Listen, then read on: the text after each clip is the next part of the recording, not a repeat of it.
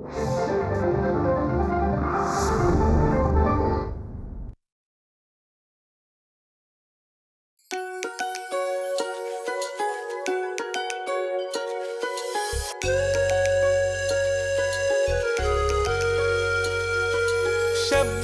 हे विश्व वेगळे, क्षणाक्षणाला साद घालते. कधी साजिरे स्वप्न सोहळे, मना मनाला वेड लावते. नव्या नव्या या वाटेवरती जगा वेगळी कथा रंगते. पदर धुक्याचा शोधित असता कवितेचे पाऊल वाजते.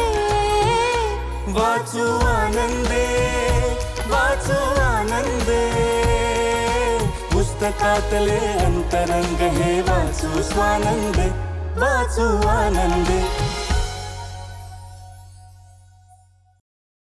नमस्कार. वाचू आनंदेच्या या भागात सगळ्या रसिक वाचकांचं मनपूर्वक स्वागत. असं म्हणतात की काही विशिष्ट अंतरांनी भाषा बदलत जाते, पाण्याची चव बदलत जाते.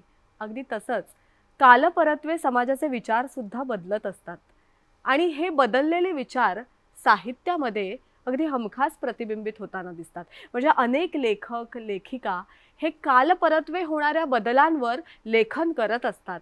तीच त्यांची लेखन शैली ठरत असते. साठोत्तरी काळामध्ये ज्यांनी प्रयोगशील असं लेखन केलं आणि फक्त प्रयोगशील असंच नाही तर त्यांचा विचार विनिमय ज्या मार्गाने घडला त्या विचारांवर आजही आजची पिढी सुद्धा वाचताना आनंदी होते किंवा वाचताना काहीतरी नवीन विचार स्वतःमध्ये रुजवून घेत असते. असे आधीच्या पिढीतही आणि आत्ताच्या पिढीतही बदल करणारं लेखन ज्यांनी घडवलं त्या लेखिका, सिद्धहस्त लेखिका म्हणजे गौरी देशपांडे. त्यांच्या साहित्याचं वाचन आजही आपण या भागातनं करणार आहोत आणि त्यासाठी माझ्याबरोबर आहेत सुप्रसिद्ध अभिनेत्री सुहिताताई थत्ते आणि सुप्रसिद्ध लेखिका कवयित्री नीरजाताई. नमस्कार. आपल्या दोघींचंही स्वागत आहे. गौरीताईंचा लेखनाचा प्रवास बघितला किंवा तो कॅनव्हास जर बघितला तर तो त्या विशिष्ट काळापुरताच मर्यादित नव्हता. म्हणजे काही गोष्टी घडतात नाही का, त्या एका विशिष्ट काळात जरी घडल्या तरी त्याचा कुठेतरी प्रभाव आत्तापर्यंत आपल्याला जाणवत असतो. गौरीताईंच्या लेखनाबद्दल आपण असं म्हणू शकतो कालातीत असतं. कालातीत असतं. खरं अगदी तो बरोबर शब्द आहे, कालातीत असतं. आणि हे लिहिताना त्या इतक्या सहज लिहित जातात की प्रत्येक त्यांनी गुंफलेला विचार हा इतका सहज आलाय हे त्या स्वतः म्हणतात. म्हणजे त्यांच्या एका पुस्तकाचं नाव आहे हे असं आहे.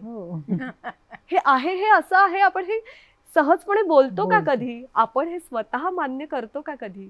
पण गौरीताई ते मान्य करतात आणि त्यावर लिखाण करतात. आहे हे असं आहे या पुस्तकातला एक भाग आपण वाचणार आहोत, ती एक कथा वाचणार आहोत. नीरजाताई, तुमच्यापासून सुरुवात करूया. आहे असं आहे या पुस्तकातली कथा आहे राईट ऑन सिस्टर. म्हणजे मगाशी तुम्ही जे म्हणालात की कालातीत काही विषय असतात, तसा हाही आजही अगदी चपकल बसेल असा हा विषय आहे. आणि इतक्या सुंदर गौरीच्या अगदी मिस्किल स्टाईलमध्ये तिची शैली आहे ती लिहिण्याची आणि उपरोधिक अशा स्टाईलमध्ये लिहिलेली ही कथा आहे. बऱ्याच दिवसांनी मध्ये अमेरिकेहून आला.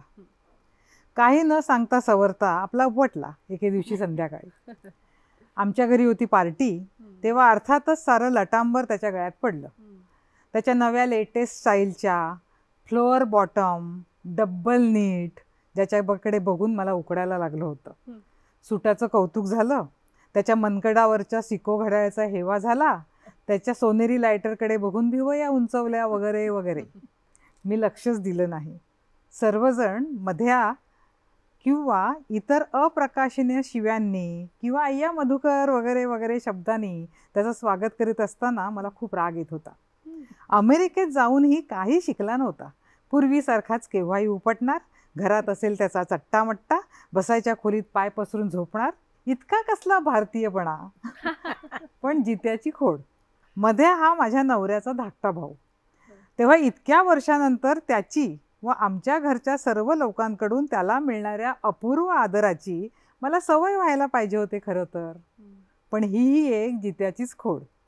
मग सर्व मंडळी परत स्थिरस्थावर झाल्यावर मनोहरने मुद्द्याला हात घातला. अर्थातच मधुकर नामक माणसाच्या मोठ्या भावाचं नाव मनोहर असणार. आणि माझ्या नंडेचं नाव काय असेल बरं? बरोबर मंदाकिनी. यानंतर सासूबाई, मामनजी यांच्याबद्दल काही सांगायला नको. काय मध्या, आता या एकदा बार उडवून. लाडूसाठी खोळंबलीत मंडळी सगळी. मी कोकोकोलाची बाटली त्याच्या डोक्यावर सांडली. अगं अगं किती बा वेंधळी तू. अमेरिकन मुली अशा नसतात काही. का मध्या, का तिकडेच काही? हां. मी पाय ठेवणार होते पायावर जाता जाता, पण खुर्चीमध्ये आली. मध्या अर्थातच हे करून म्हणाला, मी काय तुझ्यासारखा बेडा आहे की काय, बायका पोरांचं लेंढार गळ्यात अडकवून घ्यायला? त्यातून आता लिबरेट झाल्यात बायका तिकडे. बारमध्ये नेली तरी अर्धे पैसे देते मुलगी. मनोहरचं तोंड आनंदानं फुलून आलं. काय म्हणतोस काय साल्या? तू आता लिबरेट वगैरे होऊन टाक काय? हातातोंडाशी आलेली बिये तोंडावर फेकणार होते तेवढ्यात मध्ये आडवा आला. ते जाऊ द्या, पण काय गं वहिनी, आता मुलगा कधी? मी दात ओठ घट्ट आवळून धरले. अर्थातच मंदाकिनी, मधुकर, मनोहर यांच्या आईबापांनी सतत उघड व शक्य तितक्या भोचकपणे माझ्या 3 मुलींच्या विषयावर गेली कित्येक वर्ष ऐकवलं असल्यानं त्याची मात्र बरीचशी सवय झाली होती. तरीही दातापर्यंत कडू शब्द आलेच. मध्या चालूच होता. नाही म्हणजे नाव चालवायला हवं कोणीतरी. मी तर बाद, म्हणजे सारी भिस्त मन्यावरच ना. आहा हा हा, काहीतरी नाव आहे चालवायला. कुलकर्णी. नुसतं शिवाजी पार्काच्या कोपऱ्यावर उभं राहून अरे कुलकर्ण्या म्हटलं तर 1000 माणूस जमा होईल काय म्हणत. मी आपली मुकाट पानं घ्यायला लागले. नवऱ्याला अगदी मोठ्यांसमोर नाही तरी निदान आमच्यात मनोहर म्हणणं हीच माझ्या स्वातंत्र्याची, बंडखुरीची वगैरे परिपूर्ती. मुली जेवायला बसल्या होत्या स्वयंपाकघरात. त्यांच्याकडे बघता बघता वाटायला लागलं शक्य असतं तर 8 मुली व्हाव्या म्हणून नवस केले असते. आमची म्हातारी आजी होती. आठवतं तेव्हापासून तो परवापर्यंत म्हणजे मरेपर्यंत गठुडं करून कोपऱ्यात बसलेली असायची. बाबा माझ्यावर किंवा बिंदूवर खेकसले की त्यांना म्हणे, हरिहर मुलींवर ओरडू नये. म्हातारपणी तेवढ्याच माया लावतात हो. मुलगे काय 2 वेळा जेवण आदळणारे पुढ्यात. बाबा तिला काही म्हणत नसत, पण पुटपुट करीत आमच्या पुढे, मग जा की यमीकडे नाही तर आंबीकडे म्हणून. तेव्हासुद्धा वाटून जायचं की का नाही जात आजी आत्यांकडे. कशाला उगीच आईकडून उणी दिवणी ऐकत राहते इथे. पुढे केव्हा तरी असं वाटून घ्यायची शक्ती पण नाहीशी झाली असावी. कारण बाबांना मनोहरकडून माझ्याबद्दल विचारणं आलं तेव्हा BA करायचं मनात होतं ते जाणून होते. ते म्हणाले, अगं सिंधे, आज ना उद्या लग्न तर करायचं आहे. काही BA झालीस म्हणून एकटी तर नाही ना संसार थाडणार. मग कर याच्याशी. तसा काय मुलगा नाकीडोळी बरा आहे. जबाबदाऱ्या नाहीत, परत नोकरी मुंबईला, म्हणजे काही वर्ष तरी राजा राणी स्वतंत्र. मी आपली गोल मान हलवून हो म्हटलं होतं. मनात सुद्धा आलं नाही की का म्हणून एकटीनं संसार थाटू नये. मग काय लग्न, संसार, मुलं, एकामागून एक 3 मुली होऊन जाईपर्यंत या बायकांच्यावर कुणी अगदी स्टँडर्ड कमेंट किंवा विनोद केले तर काही वाटत सुद्धा नसे. घरी मंदावंसांचे यजमान, मनोहरचे 2-3 मित्र, शेजारची खोत असे जमले की बसायच्या खोलीत मुख्य भागात तेच चाले की लग्न न होणं किती सुखाचं. स्त्री जातीवर उपकार करायचा म्हणूनच केवळ हे नरसिंह आणि साधू संत बोल्यावर उभे राहतात जसे काही. पण अलीकडे जास्त काही वाटू लागलं होतं. थोरलीचं डोकं अभ्यासात चालतं म्हणून विषय निघाला. मी म्हणाले, भरपूर शिकवायचे तिला. मनोहर म्हणाला, कशाला, मुलगीच आहे. कुठून माझ्या डोक्यात आलं. चटकन म्हणाले, मुलीला पोट नसतं का भरायला. क्षणभर मनोहर चमकला, मग लगेच म्हणाला, तुझं नाही वाटतं भरत आहे. तसंच तिचंही. मला उत्तर सुचलं नाही, पण मनात विचार केला, बायकांना देवानं पोटाची खळगी भरायला दुसरी दिले ते बरंच आहे. पण उच्चारून दाखवणं काही झालं नाही. मला वाटलं या बाप्यांना लग्न, मुलं, बायका यांची इतकी अडचण होते तर आपण मिळून एक गोष्ट करावी. सगळ्या बायकांनी मिळून एक कॉलनी करावी. तिथे प्रवेश फी सगळ्या पुरुषांना. वा वा वा. सदरा धुवून हवा ना, टाक पैसे. चपाती करून हवी ना, टाक पैसे. बाई हवी ना सेजेला, टाक पैसे. मूल हवे ना नाव चालवायला, टाक पैसे. मजा वाटली खूप. हसू आलं.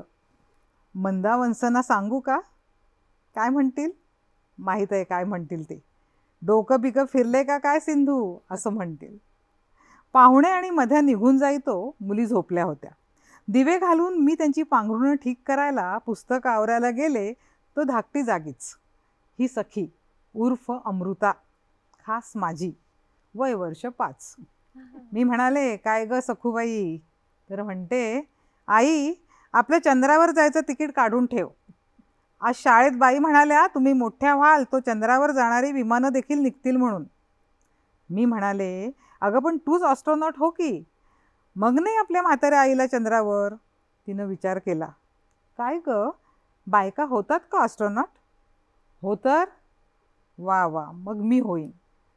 चंद्रावर जायचा विचार करता करता ती झोपली. मी तिला म्हणतच होते, बरं का सखूबाई, तू मोठी होशील ना तेव्हा कुणी कुणाशी लग्न करायला नको. ज्यानं त्यानं आपलं आपलं काम करावं, पोट भरावं, घर थाटावं. वाटलं कुणा मुलं व्हावीत, वाटलं नाही. काय ग मज्जा ना. बसायच्या खोलीत परत आले तो दारामागे काहीतरी चमकलं. वाकून उचललं तर कसलंसं मासिक. आत कुणा बाईची मुलाखत होती. लांब केस, मोठा चष्मा, गोल, आजीसारखा. गबाळीच होती. काय बुवा केलंय हिनं? पुस्तक लिहिलंय. फोटोखाली लिहिलं होतं, वी हॅव हॅड इनफ. हे मात्र पटलं. वाचायला लागले. बघता बघता 2 तास झाले. सारखं वाटे, हिला कसं कळलं हे? हेच तर आई बाबा मला म्हणाले होते. हेच तर सासूबाई मामनजी म्हणतात. हेच तर मनोहर सांगतो रोज. हे हिला कसं कळलं? बाप्पा, श्री जन्म कठीण हो. मुलगा हवा सुनबाई, शिंदे जास्त वटवट करू नको. तुला काय कळतंय त्यातलं? काही शिकायला नको फार. बायकांना म्हणजे चुली पुढून माझघरात आणि माझघरातून शेजघरात. तेवढी अक्कल चालली म्हणजे खूप आहे. कशाला या बायकांना नोकऱ्या देतात कुणास ठाऊक? कुणा बिचाऱ्याची भाकरी घेत असतील ओढून. नको तिथे नाक खुपसायची सवय बायकांना. बायका म्हणजे बायकाच त्या बायका. खरोखर अगदी असंच चाललं ग जन्मभर बाई. तुला कसं पण समजलं? आणि पुढे काय म्हणते ती, जगात नुसत्या शारीरिक फरकांमुळे जसे इतर विभाग पडतात लोकांच्यात तसाच हा एक. बाकी काही नाही. काही उंच, काही बुटके, काही काळे, काही गोरे, काहींचे काही सोनेरी तर काहींचे तपकिरी. बाप्या बायात काही फरक नाही. ऐकलंस का सखूबाई? सांग मग काय नाव द्यायचं आपल्या त्या चंद्रावरच्या कॉलनीला? वा, मस्त. वाचू आनंदे. एकतर गौरीताईंनी नातेसंबंधावर इतकं लिखाण केलेलं आहे आणि त्यांच्यातल्या प्रत्येक नातेसंबंधावर काहीतरी वेगळं सांगून जातो.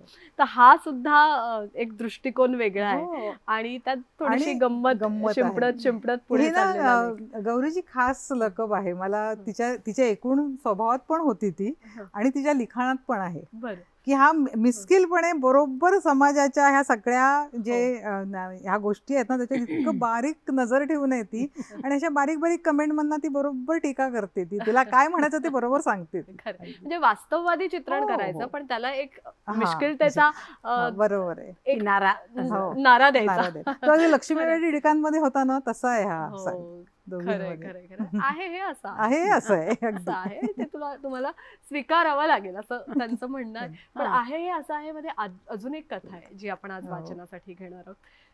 सुविता ताई, सुरुवात करूया. हो. इंडियन समर. ओके. तुमचा 40वा वाढदिवस नुकताच उलटलेला असतो. अगदी 4-5 मित्रमंडळींना बोलावून आनंदानं साजरा केलेला असतो तो तुम्ही. पण तरीही केकचा हवासा वाटणारा दुसरा तुकडा नाकारताना कुठेतरी ठुसठुसून गेलं होतं ते तुम्ही विसरलेला नसता. शिवाय बससाठी धावताना परवाच गुडघ्यात एक कळही नसते का उमटलेली आणि साध्या पडशाचंही निमित्त पुरायला लागलेलं असतं एखादा दिवस लोळून काढायला. कळत न कळत तुम्हाला कुठला रंग शोभून दिसतो याची चिकित्सा न करता तुम्ही दरवर्षी अर्धा डझन पांढरे कुर्ते खरेदी करायला लागलेले असता. आणि शनिवार रविवारी आळसासाठी म्हणून घालवायचे बिन इस्त्रीचे कपडे आजकाल पुष्कळदा तुमच्या अंगावर दिसायला लागलेले असतात. अशा वेळी तिशीचा एखादा तरुणच नाही तर काय तुमची मुद्दाम ओळख काढू लागला, येणं जाणं वाढवू लागला. रविवारी सकाळी बसायला म्हणून आलेला गप्पांच्या नादात दुपारचा चहा होऊन जाई तो थांबायला लागला तर काय वाटेल तुम्हाला? विस्मय? अविश्वास? आणि मग कुठून तरी डोकावून गेलेला आनंदही. बाकी बहुतेक साऱ्या गोष्टींमध्ये तिच्या आणि तिच्या नवऱ्याच्या आवडीनिवडी जुळून येत. पण एक चालायचा मात्र त्याला मनस्वी कंटाळा आहे. सारा जन्म मोठ्या शहरातून काढल्यामुळे पावला पुढे पाऊल टाकून अंतर कापणं म्हणजे मध्ययुगीन वाटे त्याला. तर लहानपणी तरी शेतं, कालवे, ओढे, टेकड्यांवरून बागडलेल्या तिला बस, आगगाड्या, मोटारींचं बंधन नकोसं वाटे. म्हणूनच मुंबईला आल्यावर तिनं हौसेनं आपलं नाव एका ट्रेकिंग क्लबमध्ये घातलं होतं आणि गेली काही वर्ष जमेल त्या ट्रेकवर ती क्लबबरोबर जात असे.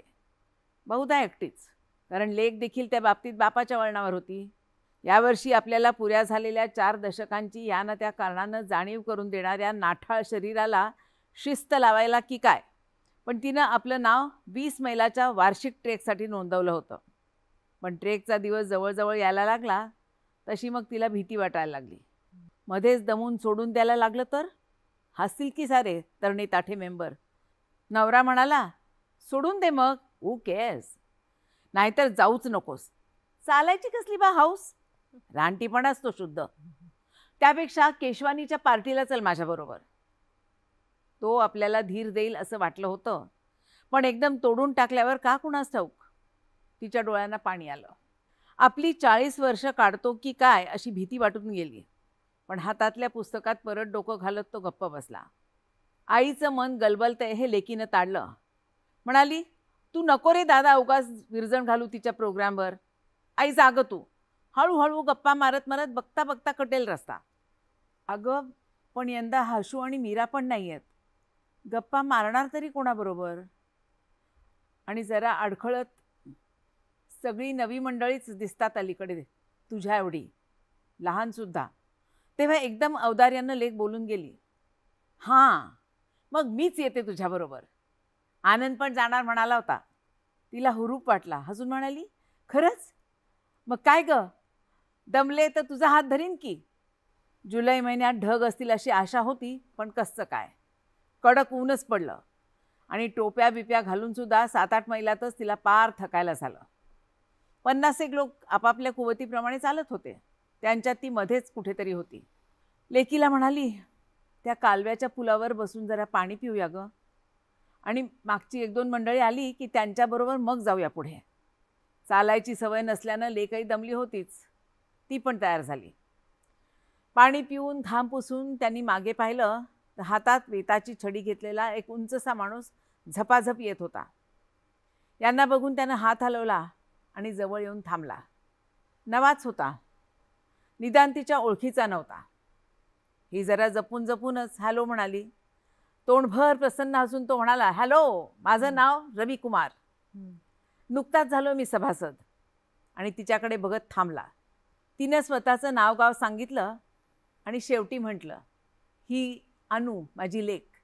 मेंबर नाही आहे, पण आली आपल्या म्हाताऱ्या आईला हात द्यायला. लेक? ओ माय गॉड, मला वाटलं बहीण. अहो काहीतरीच काय, 40शी उलटून गेली माझी. आई पुरे, हां सारखं सारखं काय ग तुझ्या 40शीचं पुराण लावतेस? सगळं जग म्हणतंय तू माझ्या बहिणीसारखी दिसतेस म्हणून. ते आपलं तू मेकअप बिकअप लावून थोरपणाचा आ म्हणतेस ना म्हणून. रविकुमार म्हणाला, अहो आता कुणीच मेकअप केलेला नाही आहे ना. पण छे, असं म्हणून अनु बांधावरून उडी मारून रस्त्यात जाऊन उभी राहिली. मंडळी दिसतात का ते पाहायला, कारण तिचा मित्र पण अजून भेटला नव्हता त्यांना. ही दुखरे पाय कुरवाळण्यासाठी काढून ठेवलेले बूट मोजे परत चढवू लागली. घाम पुन्हा चेहऱ्यावरून ओघळायला लागला होता. मागून इतक्या झपझप चालत आलेला रवी त्यांच्या चालीनं खुशीत रमत गमत निघाला. गप्पा निघाल्या सिनेमांच्या. अनुनं विचारलं, हा पाहिला का, तो पाहिला का? डस्टिन हॉफमन काय फॅन्टॅस्टिक आहे नाही, आणि रॉबर्ट डिनिरो सुद्धा. तिची आई म्हणाली, बाई ग, मला आपले माझे जुने हिरोज आवडतात. गॅरी कूपर, ग्रेगरी पेक आणि कॅरी ग्रँट आणि रॉबर्ट टेलर. रवी एकदम म्हणाला, आणि बॉब मिचम आणि Burt Lancaster, not to forget Kirk Douglas. खुदकन हसून ती म्हणाली, आणि टोनी कर्टिस, वाह, हे खरे हिरो. तुम्ही लोक पळा या कुठल्या फालतूंच्या मागे. फालतू? अनु चिडली. फालतू? आई तुला सुद्धा डस्टिन हॉफमन आवडतो ना ग? अगं ठीक आहे, आता आमचे एक एक हिरो गळून पडायला लागले म्हटल्यावर कुणाला तरी वाखाणायला हवंच ना. पण मला तुमचा मार्लन ब्रँडो मात्र आवडतो हा. रवी उद्गारला, हे नाही हा चालणार. आमच्या हिरोवर फुकट डोळा ठेवू नकोस. आमच्या? अरे पण तुम्ही तर अनुच्याच गोटातले की. ते ट्रॅव्होल्टा आणि अल पचिनो तुम्हाला आवडत असतील. ट्रॅव्होल्टा? मी त्याला रिव्होल्टा म्हणतो. अनु म्हणाली, शिट. आणि ती दटावत, अनु. पण तिघही मग परत हसायला लागली. त्यानंतर या हिरोंच्या सिनेमाचं परीक्षण सुरू झालं. त्याला इतके सगळे आडबाजूचेही सिनेमे ठाऊक आहेत म्हटल्यावर तिला फारच मजा वाटली. थोड्याच वेळात मग ते हिंदी सिनेमांकडे पण वळले. अनु किंचाळली, आई, राज कपूर, कमाल आहे. अगं पोट बघ ना त्याचं. रवी म्हणाला, राजचं काय, शम्मी सुद्धा हिरो होता एकेकाळी. अनु हसता हसता रस्त्यात बैठक मारणार होती.